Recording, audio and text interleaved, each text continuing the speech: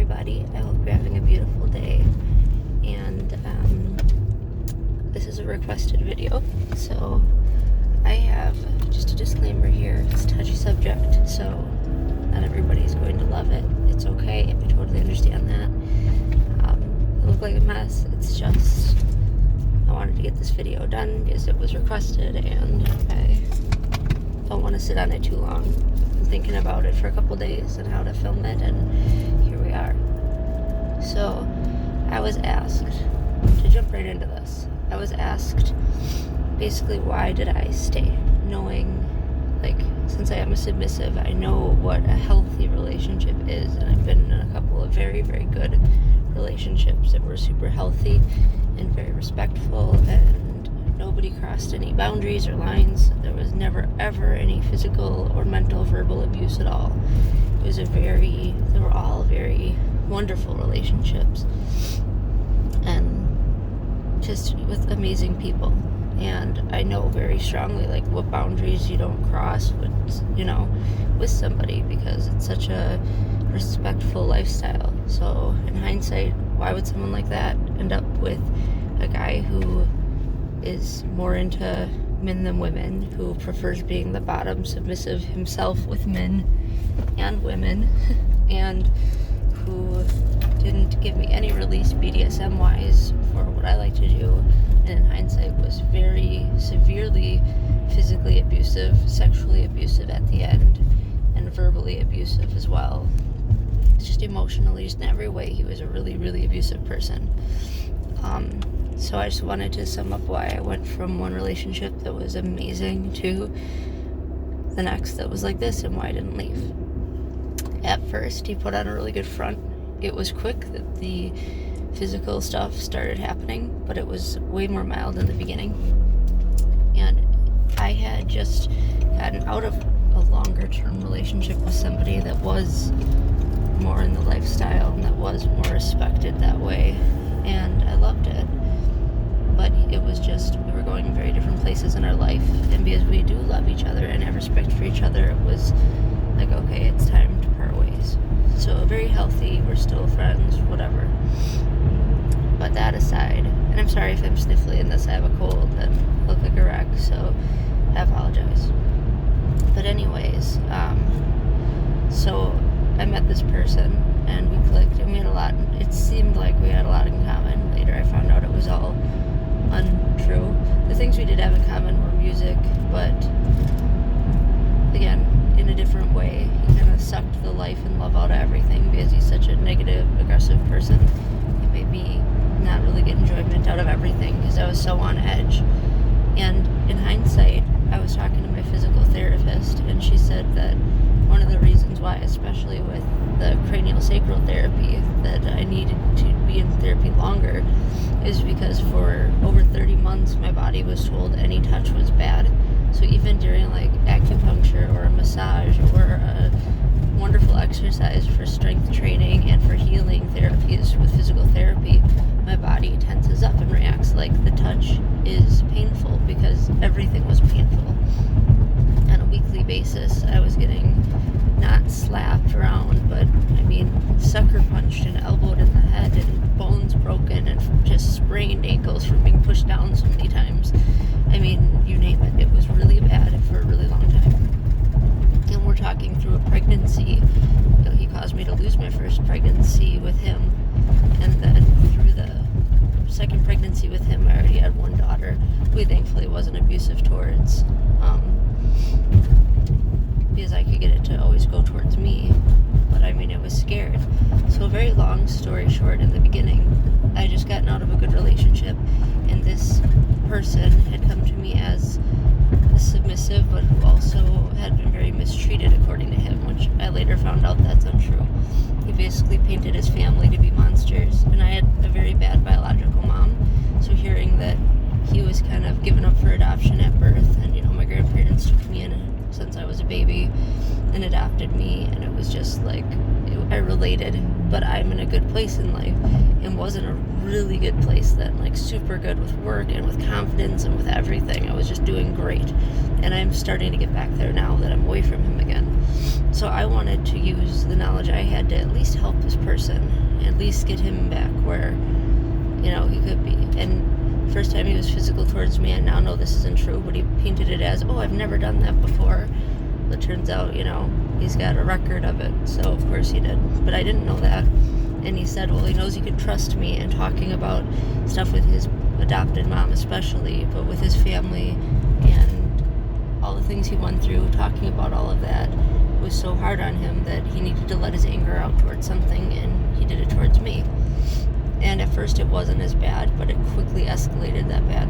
And then, like I said, he was manipulative right away, and he wanted me to have a baby. I had a lot of work done internally, so I knew we were going to have help, doctors help, if I wanted to have another kid.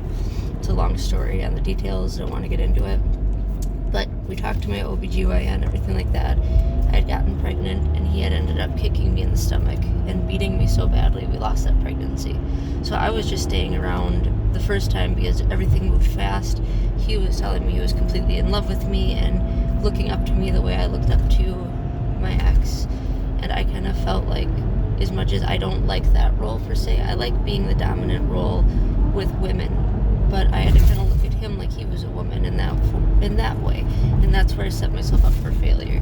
Because I looked at him like, okay, well, he said it's not fair because he's willing to be a female role and let me essentially top him and let me do everything towards him that a woman would. Can't I just call him like my wife or my girl and look at him like a girl in that way?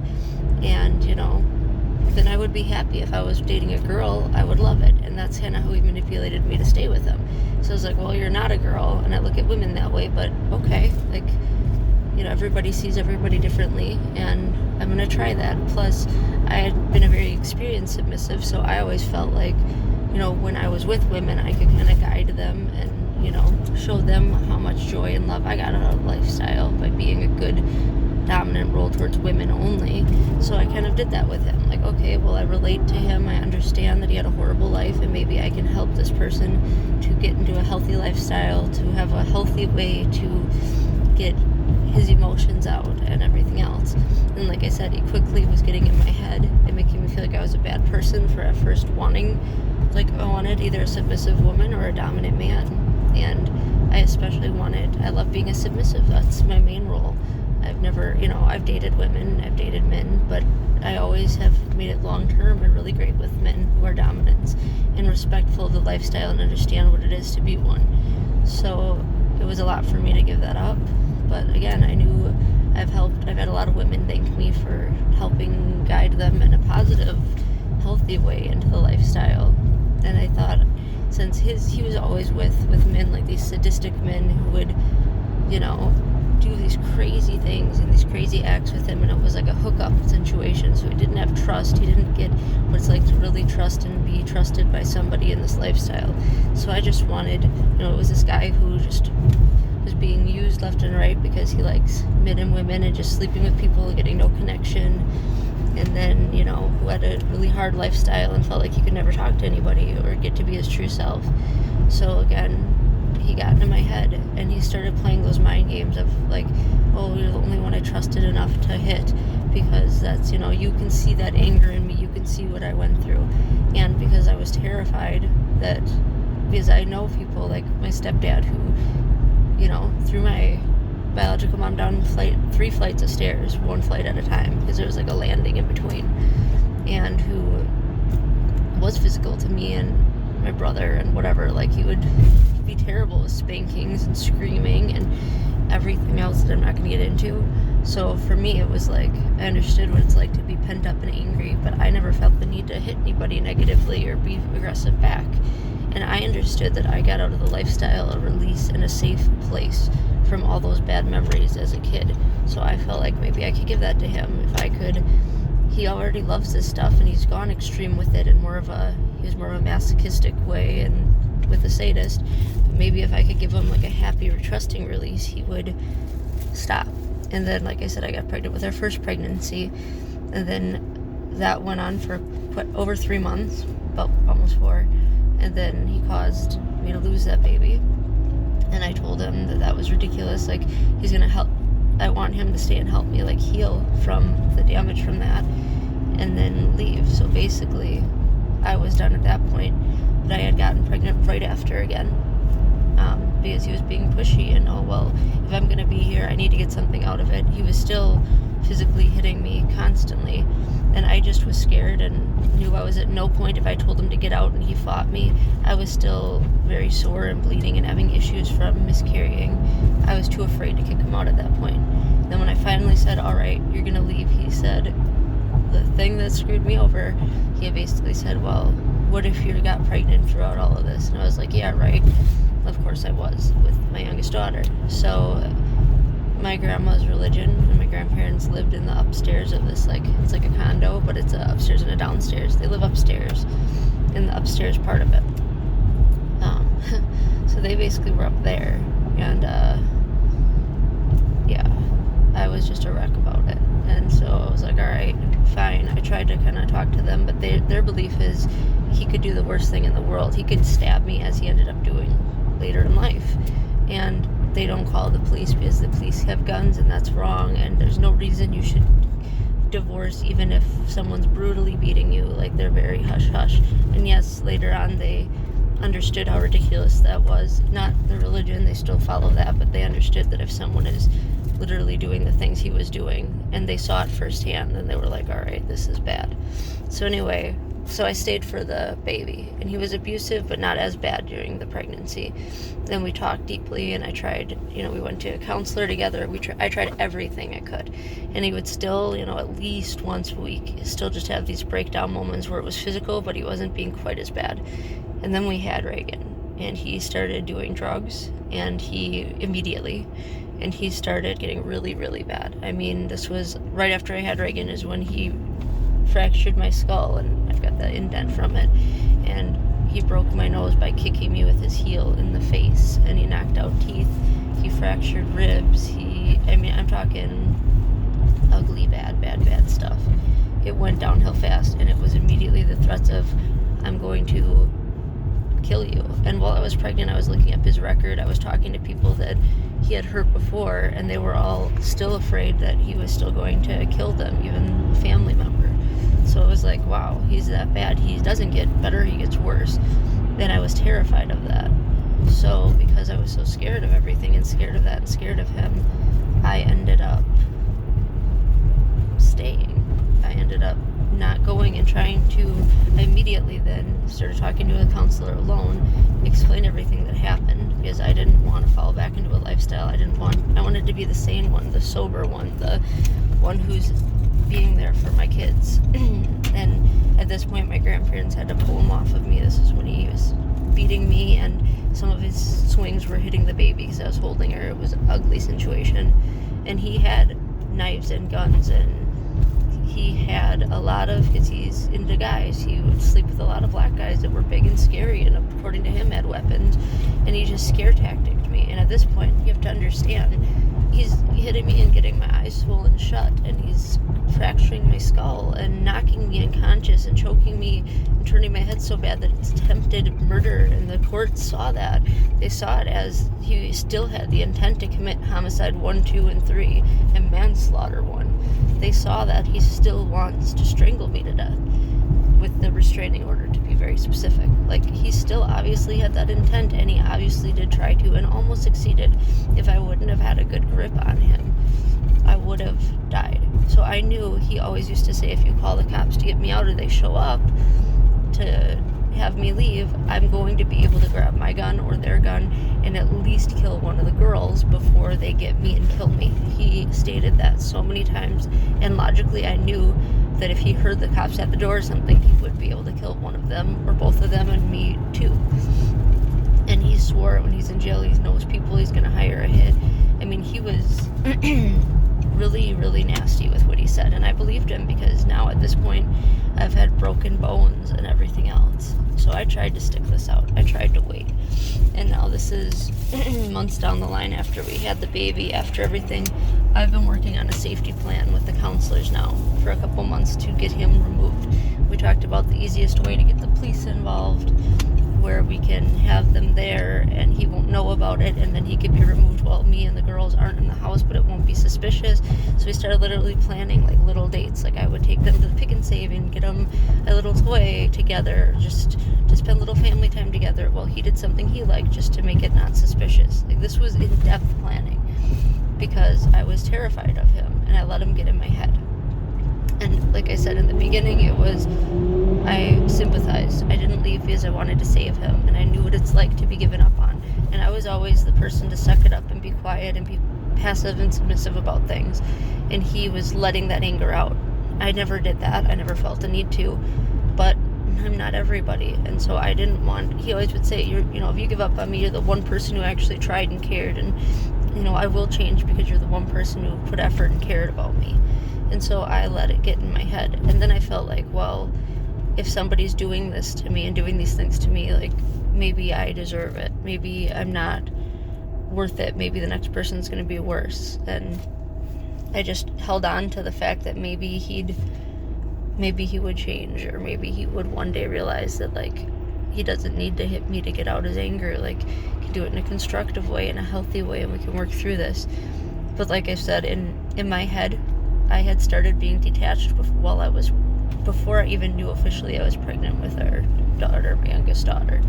And then, honestly, like everything since he literally hurt her while beating me and dented my skull, fractured it, and broke ribs, and destroyed my nose right when I had her and she was a newborn. Like, that was that. I stopped caring at that day, and I was working on a safety plan to get out. But I knew what he was capable of because he almost killed me on more than one occasion, and it just gets worse. So I've been working for months now on a safety plan to get out, and that's when he went further and sexually assaulted me. And it was brutal. It wasn't one of those, oh, well, we were both drinking and it was misunderstood and I think it wasn't fair. No, he was out of his mind, obviously, on a substance and drinking. I wasn't. I came home and went by him to wake him up. I went downstairs to see what was going on because he wasn't being responsive. My grandparents had to take the baby upstairs because she had fallen off the bed crying, like, whatever. And he wasn't waking up. They couldn't wake him up. I went downstairs and he attacked me. Like, I went, shook him, got his attention. He didn't even verbally speak to me. He just attacked me. And I'm talking elbows, like full body elbows being thrown, like hitting me in the head, like punching me, pulling my hair, choking me with a forearm, while at the same time with the other arm elbowing me in the head, and then ripping my pants off while doing this. Like, it was bad, and I was screaming for him to stop, and for one of them to hear me about, like, I was trying so hard. And unfortunately, because he was so bad, my grandparents decided the best thing to do was to take the girls, get them out of the house, which is smart in hindsight, but I was alone. And it was ugly. It was bad. It was really, really, really ugly. It was just, yeah, it just wasn't good. Anyways, it was really just a brutal, horrible experience, and it was bad. I mean, it was just degrading, and then he just had some awful comments he was saying in a very fucked up voice. Sorry for swearing, but it's true. I mean, he was just despicable. And it was just life-ruining. It was a life-ruining thing. I mean, I was so shocked, and it was like I wasn't even looking at him. It wasn't a human being. It was just a monster. And I couldn't believe, like, he could hurt me the way he did. I mean, I had nail marks all over me. He took a knife and actually vaginally cut me in other places. It was just despicable, and that terrified me. And I went immediately and got a rape kit and everything else done. And then I went that very next day to my counselor in the morning, like, so not even a full day later. After I went late, everything else was done, went over to the counselor and was like, look, things went sexual. Like, I literally, like I said, it was bad. It was bad. And I went and just told him, like, I need a safety plan to get out because he's going to kill me. Like, he is going to kill me because he could have. If I would have slipped once during that assault, if I would have slipped and lost my hand grip on, like, trying to pull him away and keep some of the weight off of my neck from being choked, I'd be dead right now. 100%. And the the court saw that too. They wrote that in specifically to the restraining order, that he still had the intention to commit manslaughter and that he attempted it, obviously. And it was just awful. I mean, it was awful. And because of that, I was terrified that, of course, this guy's going to kill me. Of course he is, because he tried. And it was really awful. And the last few things that happened were just beyond awful, because he was afraid. And he kept saying, I think you're going to leave me. I think you're going to leave me. And I was just trying to keep things as calm as possible.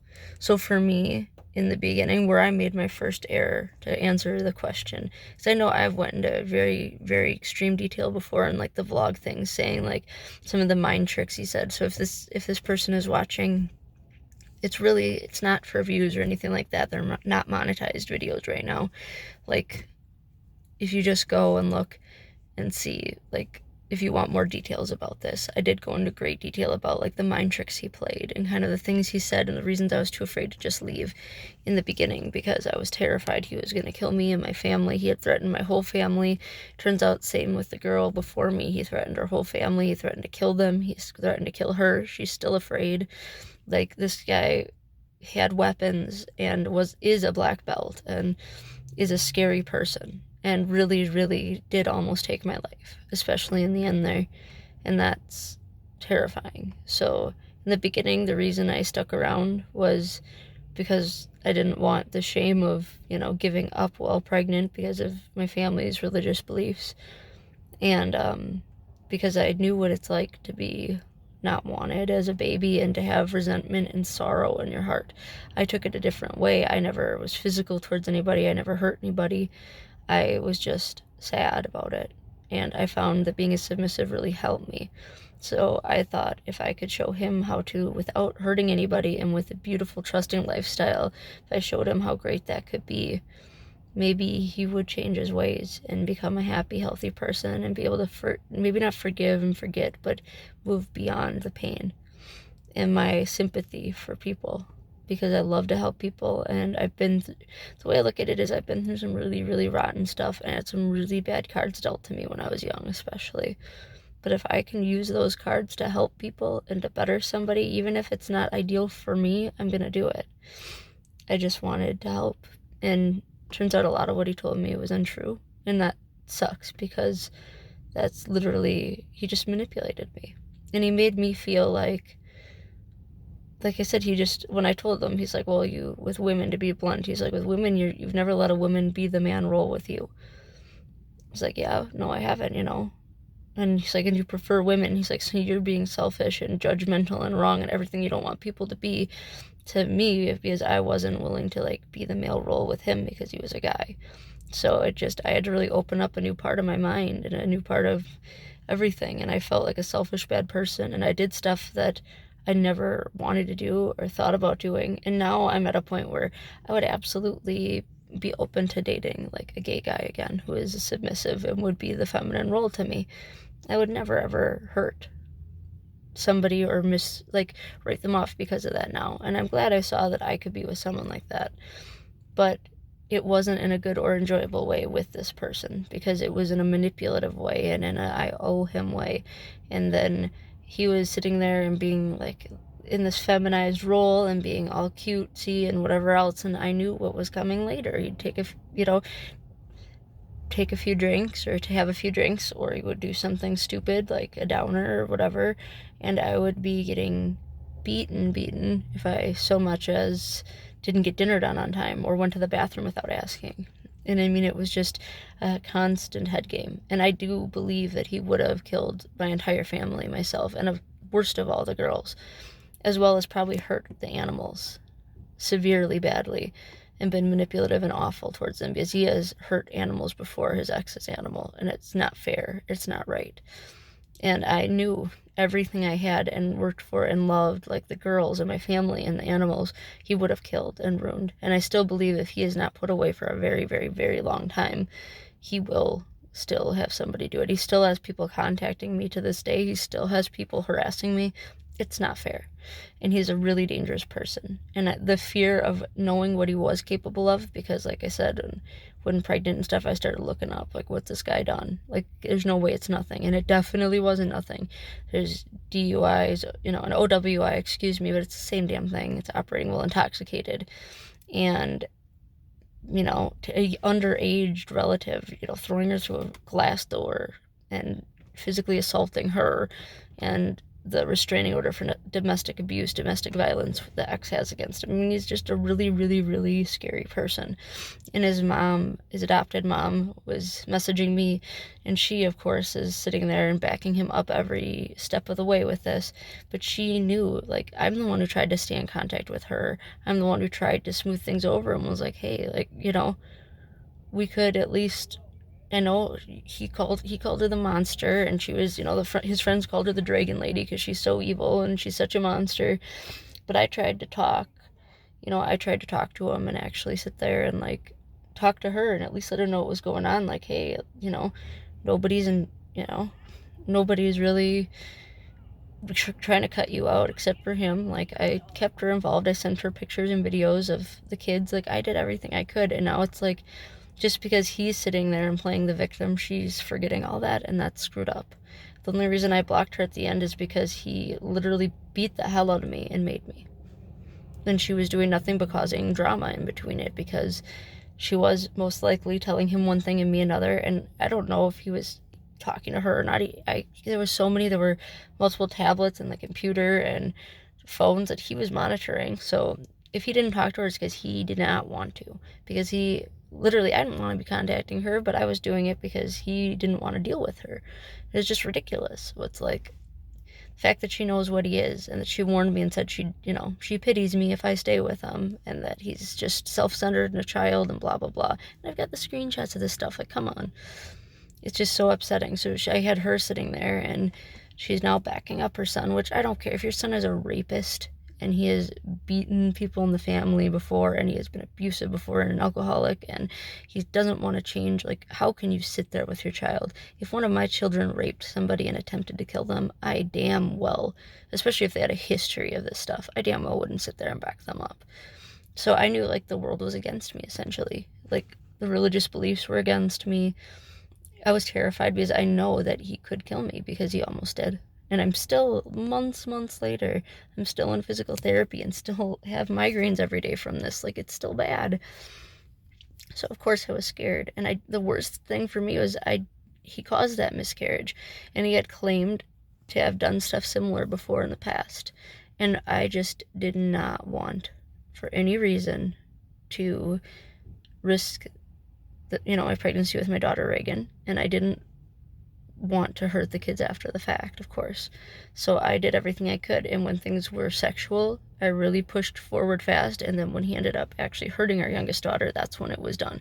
That's when it was, all right, we have the safety plan in motion, we have to kick this up a couple weeks sooner.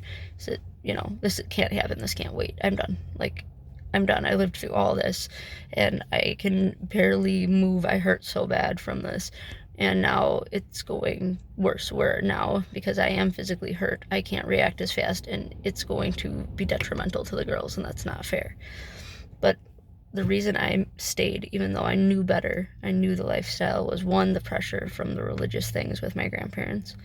Two, and now, like I said, they totally support me, back me, and when they saw it firsthand, like, they did support me having him leave, but it was with the undertone of, the family's gonna think less of you, and I should have not cared.